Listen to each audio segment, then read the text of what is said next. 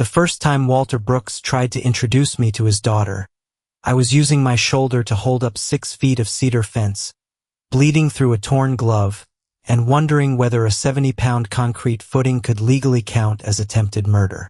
Walter stood on the other side of the broken panel, observing me with the calm composure of a man who'd seen far worse and felt zero urge to rush. "There's someone I want you to meet," he said. "Unless it's a paramedic, this might not be the best time." A woman's voice came from behind me. "He usually waits until after dessert to ambush people." I turned around too fast. The fence shifted. She stepped forward immediately, planting both hands against the post right next to mine. For one strange second, we stood shoulder to shoulder, holding up a piece of someone else's life. And that was the exact moment mine began to change. My name is Owen Mercer. I was 28, worked as a custom cabinet maker, and lived alone in a small brick house outside Richmond. A place I'd bought mainly because it needed work. That probably tells you more about me than I meant to share. I liked broken things with straightforward fixes. Loose hinges, warped drawers, rotten porch boards. People were trickier. People could look you dead in the eye, say forever, and then return the ring 3 months before the wedding because forever had started feeling too predictable. 2 years down the road, predictable sounded pretty damn good to me. Walter was 68 and lived next door. He was an Army veteran, a retired high school history teacher, and the only guy I knew who bothered ironing his yard work shirts. We'd been neighbors for 11 months, which meant we'd moved past polite nods and into borrowing tools without pretending it was an emergency. A storm the night before had brought down a heavy maple branch, crushing a section of his back fence. By 7 on Saturday morning, I caught him outside trying to lift a heavy panel all by himself. "Walter, put that down. I've got it. You're standing on the gate." He glanced at his boot, then up at me. Temporary complication. I'd quickly learned Walter only accepted help if you framed it like he was doing you the favor. So, I claimed I needed an excuse to test out a new impact driver. "That model's been out for 4 years, he noted. "Still new to me." A faint smile almost touched his face. By 10, we'd cleared out the broken boards and set 2 fresh posts. Walter worked at a steady pace, though I caught him rubbing his left knee whenever he thought my eyes were elsewhere. Handing him the measuring tape, I took over the digging without making a fuss. Around noon, he slipped inside and came back with 2 glasses of lemonade. "You always this quiet?" he asked. "Only around people who ask questions." "Explains why you're single." I nearly dropped my glass. That was remarkably direct. I spent 30 years teaching teenagers. I can spot avoidance from 50 yards away. Before I could defend myself, a silver hatchback pulled into his driveway. Walter checked his watch. That should have been my warning. We were attaching the final panel when a clamp slipped. I caught the falling fence, the rough edge slicing right through my glove. And that was the exact second Walter chose to announce he had someone he wanted me to meet. The woman walking through the side gate wore jeans, white sneakers, and a rust-colored blouse with the sleeves rolled up to her elbows. Her dark blonde hair was twisted into a loose bun that looked one quick move away from coming undone completely. She had hazel eyes, a tiny scar breaking one eyebrow, and the kind of face that never asked permission to express itself. She also put both hands straight against the fence beside mine. "Dad," she said, "mind securing this before your introduction kills the guy?" Walter calmly reset the clamp, taking the weight off my shoulder. The woman stayed close enough that I caught the clean citrus scent of her shampoo. "This is my daughter, Laya," Walter said. "She's 27. "Dad, what? That's census taker information." I burst out laughing before I could hold it back. Laya looked over at me, her gaze softening with a sudden warmth. "You must be Owen." Depends on what he's been telling you. That you build furniture, brew coffee strong enough to dissolve metal, and refuse to charge elderly neighbors for emergency repairs. Walter frowned. I am not elderly. You keep a dish of hard candy by the front door. That's hospitality. Laya turned back to me. He likes you. I'm starting to get that feeling. Walter grabbed the level. I'm standing right here. Yet somehow, this is still a conversation about you, she teased. She crouched down to check the bottom rail. I tried not to dwell on how easily she jumped right into the work instead of just standing by. She asked practical questions, held the panel steady, and caught a wrong measurement before either Walter or I did. You're loving this, aren't you? I asked her. Being right. Watching two guys realize you're right. Very much. Her smile hit a lot harder than it had any right to. Walter mentioned that Laya was a physical therapist at a rehab clinic in Raleigh, though she quickly pointed out she was fully capable of introducing herself. She'd driven up for the weekend because Walter had brought up the storm, though he'd conveniently left out the part about the crushed fence. He'd claimed a single branch came down. She pointed out it had destroyed 40 feet of fencing. Still just one branch, Walter insisted. By the time we wrapped up, the late afternoon light was washing the fresh cedar in a warm gold. Walter headed inside to find some bandages for my hand, leaving Laya and me by the gate. She leaned against the new post, studying the clean line. You do great work. You sound surprised. My father described you as adequate. From him, that's practically a standing ovation. I pulled off my torn glove. He described you as someone I needed to meet. A subtle flush hit her cheeks, but she didn't look away. He's been trying to set this up for 6 months. That caught me off guard. He's never once mentioned you. He thinks subtlety means taking half a year to lay a trap, then walking me right into it using a broken fence. Though he was probably hoping you'd be wearing better clothes. I looked down at my sawdust-covered shirt. This is my formal lumber attire. She laughed and reached for my hand. The gesture felt so natural I didn't even hesitate. Her fingers were cool against my palm as she examined the cut. It wasn't deep, but she didn't let go right away.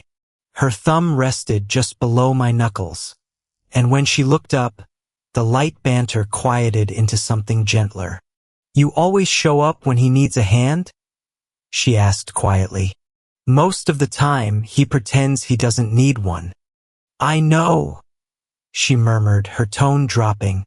Thanks for looking out for him anyway. There was deep affection in her face, but also an underlying fatigue, like she'd been worrying from a distance for a long time. I like the guy, I said, even when he deces my coffee.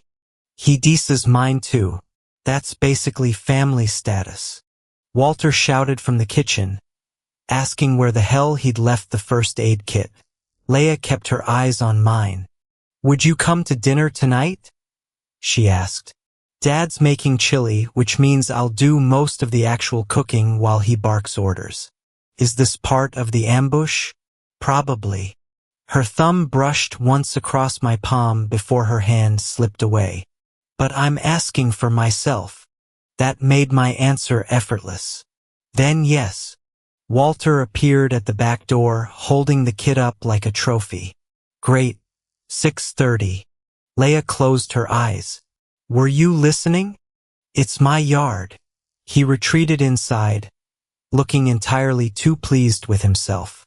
Laya watched him go, her smile fading. She lowered her voice. There's something he hasn't told you. I glanced toward the house. About dinner? About why he wanted us to meet now. She folded her arms, suddenly drawn in. Dad thinks I came home just for a weekend visit. And you didn't? Her hazel eyes locked back onto mine. No. I came home because in 3 weeks, I'm supposed to take him away from here. You're moving him to Raleigh? I asked. Laya glanced toward the kitchen window. If I can convince him. Does Walter know he needs convincing? No. I must not have hidden my reaction well. Her posture instantly stiffened. You think I'm overstepping? I think your father would rather face a firing squad than a surprise maneuver. That's why you need to have this out in person. Before she could reply, the back door creaked open. Walter held up a bandage. Found it. Were you two talking about me? Yes, Laya said.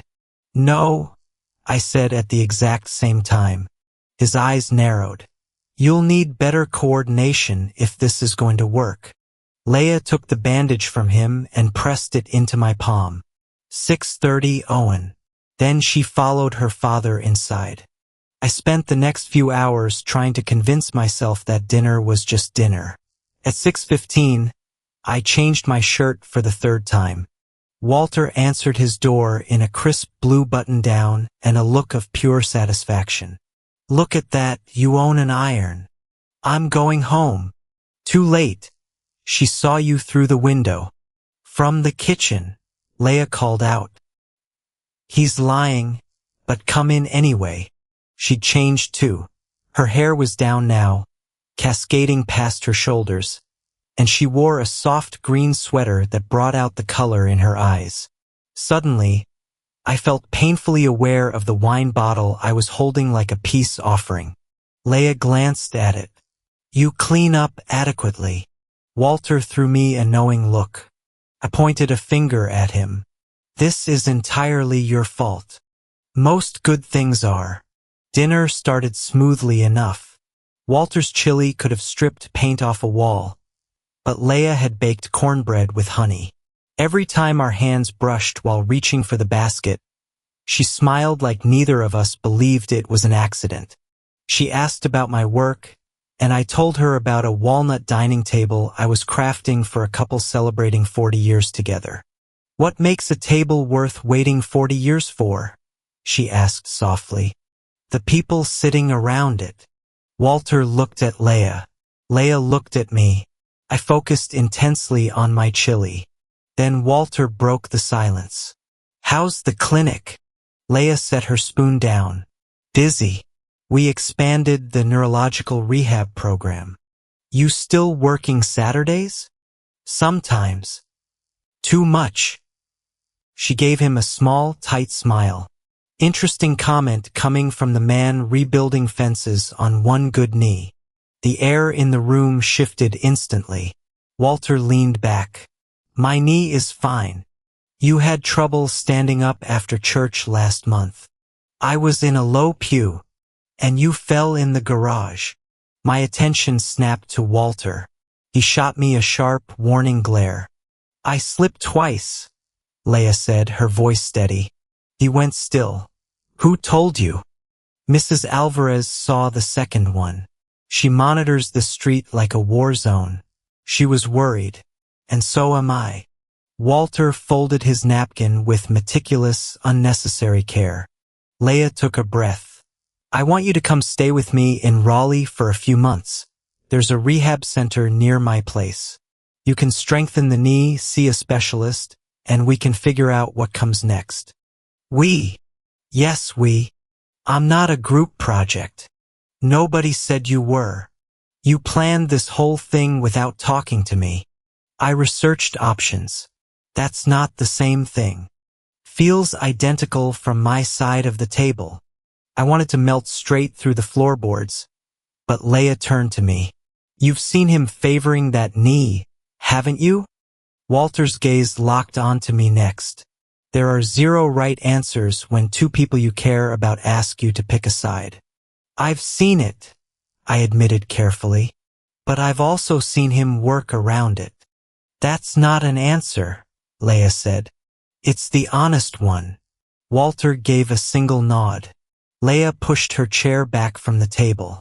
Excuse me. She carried her plate into the kitchen, and a second later the back door opened and shut. Walter stared down into his bowl. You knew she was worried, I said softly. She worries professionally. She's your daughter professionally, too. That earned me a harsh glare. I stood up. I'm going to check on her.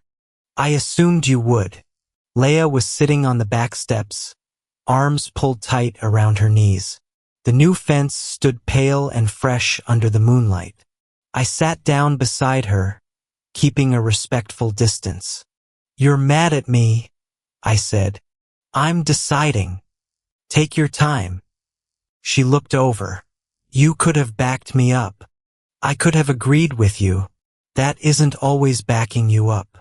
Her gaze drifted back to the yard. You sounded just like him. I'm considerably better looking. She tried and failed not to smile. Marginally. I'll take it. The heavy silence between us slowly softened. Down the street, a dog barked twice. Through the kitchen window, we could see Walter deliberately giving us space while pretending to scrub the same bowl over and over. Laya noticed too. He's impossible. He loves you. That's why this is hard. I stayed quiet, letting her take her time. Her voice dropped low. My mom passed away 6 years ago. It was sudden, a brain aneurysm. I was in grad school 3 hours away. Dad called that morning because she had a headache. She rubbed her palms over her sweater sleeves. I told him it was probably just a migraine. I was sitting in an exam when I got to the hospital. She couldn't finish the sentence. I shifted closer, moving slow enough to give her a choice. She leaned right into me, her head resting against my shoulder, and I felt the tension finally drain out of her. You couldn't have known, I said gently. I know that here, she whispered, tapping her temple. The rest of me hasn't caught up. So every time he gets hurt, I hear that phone call all over again. She nodded, and everything clicked into place. Raleigh wasn't just about Walter's knee. It was Laya trying to outrun the worst day of her life. I fix things, I told her. She looked up. Furniture, whatever I can get my hands on. After my fiancé left, I remodeled half my house. New floors, new cabinets, rebuilt the front porch twice. Was it structurally unsound? The first porch was completely fine. The corner of her mouth twitched up. I thought if I kept improving the place, I continued, it would prove I wasn't the reason she walked out. Did it work? No, but I have an exceptional porch. Laya let out a soft laugh, warming the cold night air. Then her face turned serious. Were you the reason? I was part of it. I made myself useful instead of actually being present. If she was upset, I tried to fix it. If she wanted to talk, I went and built something. And now I'm sitting on cold steps talking about it with a woman I met under a falling fence. Sounds like growth to me. I'm proud of you. Her eyes held mine. We drifted closer without either of us making a conscious move. Her knee rested against mine. A stray strand of hair had caught on her cheek, and I gently brushed it back before I could overthink it. She didn't pull away. Instead, her hand rested lightly on my wrist. Dad planned tonight, she whispered. I know that, but this part right here, this is mine. Laya kissed me. It was tender at first, almost tentative. Then I cupped her cheek, and she leaned into it, choosing me with a quiet certainty that knocked the breath right out of my lungs. When we parted, she stayed close, her forehead resting against mine. Well, I murmured. That was extremely adequate. She laughed against my lips and kissed me again. This time, Walter rapped loudly on the kitchen window. Laya covered her face with her hands. I'm putting him in the very first facility I can find. He'll escape in an hour. We stood up, but before I could open the door, she caught my hand. I go back to Raleigh tomorrow. I know. And if I convince him to come with me, I might not be back for a while. I threaded my fingers through hers. Then I'll drive to Raleigh. Her expression shifted, a mix of hope, fear, and something deeper. We literally met this morning, and I'm not asking you for forever tonight. What are you asking for? A chance. She searched my face for a long moment, then squeezed my hand. Come to Raleigh next Saturday. No dads, no fences. A real date. I smiled. I'd like that. Laya opened the door, still holding my hand.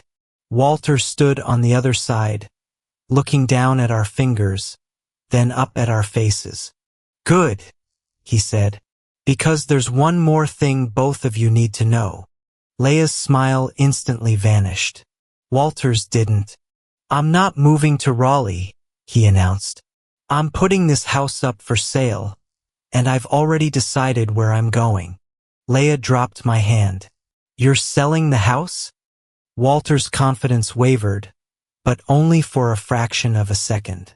That is generally what putting it up for sale implies. Where are you going? 40 acres outside Charlottesville. The color drained right out of her face. Walter let the silence stretch just long enough. An independent living community, he added smoothly. Not the wilderness. Laya stared at him. You let me think you were moving into a cabin. I was clarifying. You were enjoying yourself. I covered a laugh with a quick cough. She pointed a sharp finger at me. Do not encourage him. Walter invited us back to the table and pulled a glossy brochure from a drawer. The place was designed for retired military personnel and their spouses. Private cottages, shared dining, a fitness center, medical staff, and, Walter tapped the paper twice, a fully equipped woodworking shop. It's less than an hour away, he said. I toured it last week. You drove out there without telling me? I'm 68, Laya, not 8. And the falls are precisely why I looked into it. That silenced her. Walter leaned in. I heard what the doctor said. I know this house is becoming too much for me, but I am not moving into your apartment and letting you append your life for me. You wouldn't be appending it. You already have. Her father's tone softened. Your mother and I raised you to live your own life, not spend it waiting around for one of us to need you. Laya blinked rapidly, fighting back tears. I reached under the table and found her hand. She gripped it tightly without breaking eye contact with her dad. I should have told you earlier, Walter admitted. I was waiting until the decision was made. You mean until I couldn't talk you out of it? A secondary benefit, yes. Laya let out a laugh that cracked down the middle. Walter came around the table and threw his arms around her. For all her frustration, she collapsed right into his embrace. Watching them, I finally understood why Walter had set this whole thing up. It wasn't because he thought his daughter needed a man. He wanted her to see that him leaving this house didn't mean she was losing him. He was choosing his next chapter, and giving her permission to choose hers. When I left later that night, Laya walked me out to my porch. We stood under the light I'd installed after rebuilding it the second time. So, she said, looking around, this is the exceptional porch. I'd offer a full tour, but it's pretty exclusive. How exclusive? You have to kiss the owner. She stepped up onto the first stair, bringing us nearly eye to eye. Sounds like an unethical admissions policy. I'm open to negotiation. She grabbed the front of my shirt and pulled me into a kiss. There was nothing hesitant about it this time. I backed up against the porch post, laughing against her mouth as she reached up on her toes. When she finally pulled back, we were both breathing a little faster. Application approved, I murmured. Good. I expect full access next time. The promise in her words stayed with me long after I went inside. Over the next week, Laya and I texted nonstop. She sent a photo of her morning mug with the caption, "Failed to dissolve the spoon. Your reputation holds." I sent back a shot of the dining table in my shop. 40 years in the making? She asked. 6 weeks, I replied. The marriage does most of the heavy lifting. On Tuesday, we talked on the phone for 2 hours. On Wednesday, 3. By Thursday, Walter started wandering over to my shop under increasingly flimsy excuses. You're pacing, he noted while I was sanding a cabinet door. I'm working. You sanded that exact corner 15 minutes ago. You're pretty observant for an elderly man. He smirked. She likes you. I like her. Saying it out loud felt bigger than it should have. Walter's expression settled into something serious. Then don't treat her like a project you need to fix. I set the sandpaper down. She spent 6 years trying to solve grief, he continued softly. She needs someone willing to stand beside her while she figures out what she actually wants. I'm not asking her to change anything. You might not have to ask. That thought stuck with me. On Saturday morning, I drove down to Raleigh. Laya met me outside a used bookstore wearing a navy dress, ankle boots, and a smile that made the 90-minute drive feel ridiculously short. You actually came, she said. You sound surprised. I was at least 12% unsure. Appreciate the vote of confidence. She hugged me, and I caught that familiar citrus scent. As she started to pull away, I kept an arm wrapped around her waist. She looked up at me. Hello, properly, I said, and kissed her right there on the sidewalk. Laya smiled against my lips. Okay. Uncertainty down to 4%. Our date stretched across the whole day. We browsed old books, arguing over whether owning 3 copies of the same novel was a red flag. We grabbed lunch from a food truck and wandered through the botanical gardens, where Laya pointed out the anatomical errors on a metal sculpture while I pretended it completely ruined the art for me. At dinner, she casually pinched roasted potatoes off my plate. You have your own, I pointed out. Yours were emotionally neglected. They were next to me for 8 seconds. Exactly. Everything felt effortless, and that terrified me way more than if it had been hard. Afterward, we walked down a quiet street near her apartment. The evening air had turned crisp, and she slipped her hand into my jacket pocket, weaving her fingers through mine. I haven't had a day like this in a really long time, she murmured. What kind of day? One where I wasn't constantly calculating what someone needed from me. I stopped under a street lamp. Laya, there's something you need to know. That guarded look crept back into her eyes. I don't want you moving back home because of Walter, and I don't want you staying in Raleigh just because you feel like picking me is another obligation. Her grip tightened inside my pocket. Those aren't the only options. No, but I heard what your dad said. I don't want to become just another person you structure your entire life around. She went quiet, then led me over to a wooden bench under a large oak tree. There's something I haven't told either of you, she said softly. My clinic offered me a director position. That's incredible, isn't it? It's in Portland. The weight of the distance settled heavily between us. When do you have to decide? I asked. Monday. And what do you want? I don't know. She sounded frustrated with herself. It's the exact role I've been working toward. But after Dad fell, I figured I'd have to turn it down. Then I met you, and suddenly Raleigh didn't feel so temporary anymore. One date and you're mapping out your career around me? I knew this shirt was a good choice. She let out a quiet laugh, though her eyes glinted with tears. I took both of her hands in mine. If you want the job, take it. Her face fell. Just like that. It's not just like that. I've spent the entire week counting down the hours until I could see you again. I already know tomorrow is going to suck because today was so good. So no, it's not easy. Then why tell me to go? Because if we actually have a shot at this, I want it to be because two people chose their own lives, not because they gave them up out of fear. She searched my eyes.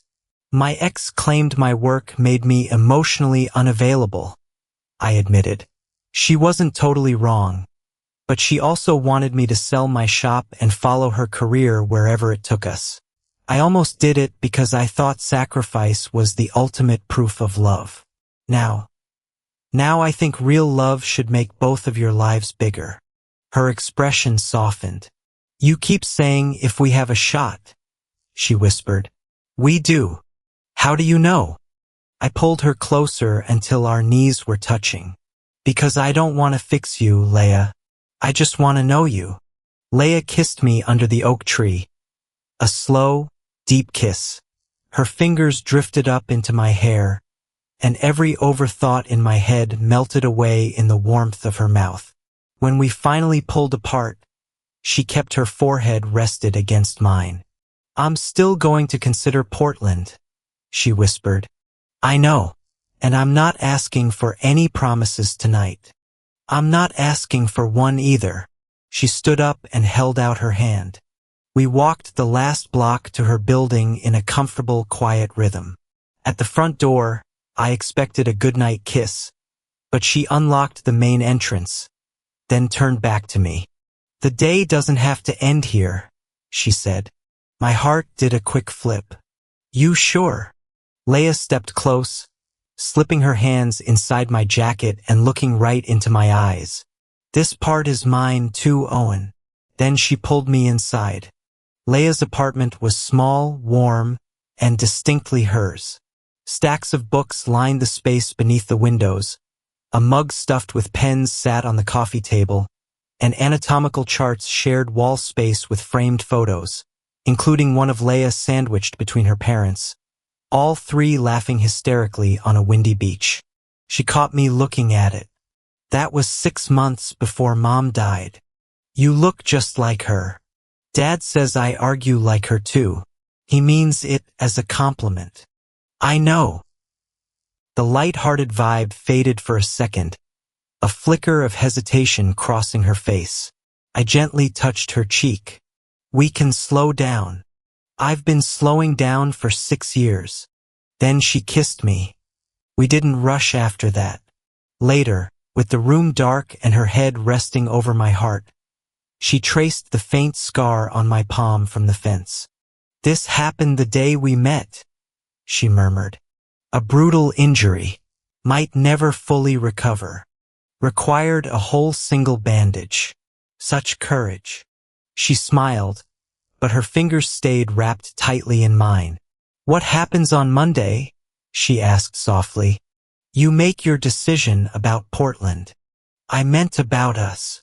The honest answer terrified me, so I just gave it to her straight. I don't want to see anyone else. She lifted her head. Neither do I. Then we start there. Virginia and possibly Oregon. I own a phone, you own a phone, and my truck has elite cup holders. That's practically a full infrastructure plan. I pulled her closer. We'll figure it out. On Monday afternoon, my phone rang at the shop. I accepted the position, she said. The words stung, even though I was the one who had pushed her to take it. When do you head out? 6 weeks. I stared down at the unfinished table on my workbench. 6 weeks was nothing. 6 weeks was barely enough time to turn raw lumber into something built to last generations. I'm proud of you, I said softly. Are you? Yes. A heavy silence lingered on the line. I wish you sounded happier, she said softly. I'm trying to sound like the guy who believes love makes lives bigger. And what does the other guy sound like? He's a lot less articulate. Let me hear him. I closed my eyes. He wants you here. Her breath hitched. But that doesn't mean you shouldn't go, I added quickly. Right? I knew instantly I'd blew the moment. Still, we gave it our best shot. For the next 6 weeks, every weekend belonged to us. Sometimes I made the drive down to Raleigh. Other times she came up to Virginia and stayed at my place. Laya claimed half my bathroom counter without ever asking. She draped a sweater over the back of my desk chair and bought actual good coffee for my kitchen, which I officially declared an act of war. We learned each other in all the mundane ways. She slept with one foot sticking out from under the blanket. I needed music playing whenever I cooked. She read the last page of a book first, a habit that nearly ended us on the spot. I loaded the dishwasher with a level of precision she found deeply unsettling. We learned the harder stuff, too. When Laya felt overwhelmed, she managed everyone around her. When I felt overwhelmed, I buried myself in work. One Thursday, I missed our nightly call because I stayed late at the shop finishing up a sideboard. The next morning, she brought it up. "You could have just sent a text. You knew I was working. That's not the same as knowing you're consciously choosing not to call. I wasn't choosing against you. Owen, you retreat straight into that shop the second things feel uncertain." She was right, and I hated her a little bit for being right. We apologized, and we kept trying. Walter sold his house during the 5th week. The buyers were a young couple expecting their first kid. Walter gave them his seal of approval after the husband inspected the repaired fence and noted, "Whoever set these posts knew what the hell they were doing." Walter moved into his cottage the weekend before Laya was scheduled to fly to Portland. She came back home to help him pack. By Saturday night, the house next door stood empty, save for a box of cleaning supplies and the dining table Walter had left behind for the new owners. Laya and I sat on the bare living room floor, sharing a pizza straight out of the box. "I used to do my homework right over in that corner," she said, gesturing to an empty wall. "Mom had her chair by the window. Dad would pretend to read the paper while secretly listening to every word we said. I've never once seen that man pretend not to listen. He's gotten lazy in his retirement." She leaned against me, and I wrapped an arm around her shoulder. The empty room made every quiet moment echo. "My flight leaves Tuesday morning," she said softly. "I know. You could come out to Portland in October." "I will. And Christmas. We'll figure it out." She sat up straight, turning to face me. "You keep saying that. We'll figure it out. How?" The question hung heavy in the silent room. She stood up and walked over to the window. Outside, the fence we'd repaired marked the boundary of the dark yard. "I need more than plane tickets, Owen. What are you asking me to say?" "I don't know. That's the problem." I got to my feet. "You chose the job, Laya. I supported you. You gave me permission to walk away." "That is not what I did." "Well, that's how it felt. What did you want from me? To ask you to toss away the biggest opportunity of your career after one single date?" "No." She turned around, her eyes shining with unshed tears. "I just wanted to know that it was actually going to cost you something. It costs me every single day." "Then why do I only ever hear that when I have to drag it out of you?" Because being useful was still so much easier than being vulnerable. Because I could build a table for complete strangers and know it would hold. But asking someone to build a life with me felt like handing them the tools to tear me apart. I took a step toward her. "I'm in love with you," I said. Laya went completely still. "I've been fighting the urge to say that for weeks because it felt too soon, and you're leaving and I don't know how the hell any of this works. But I love you." A single tear tracked down her cheek. "I love you too." Relief and heartache hit me at the exact same time. I pulled her into my arms, and she held on tight. When I kissed her, it wasn't tentative or gentle. It was 6 weeks of built-up longing, fear, and everything we hadn't known how to put into words. We stood in that empty house holding on to each other, as if love alone could bridge 3,000 miles. When the kiss finally ended, Laya kept her hands rested against my chest.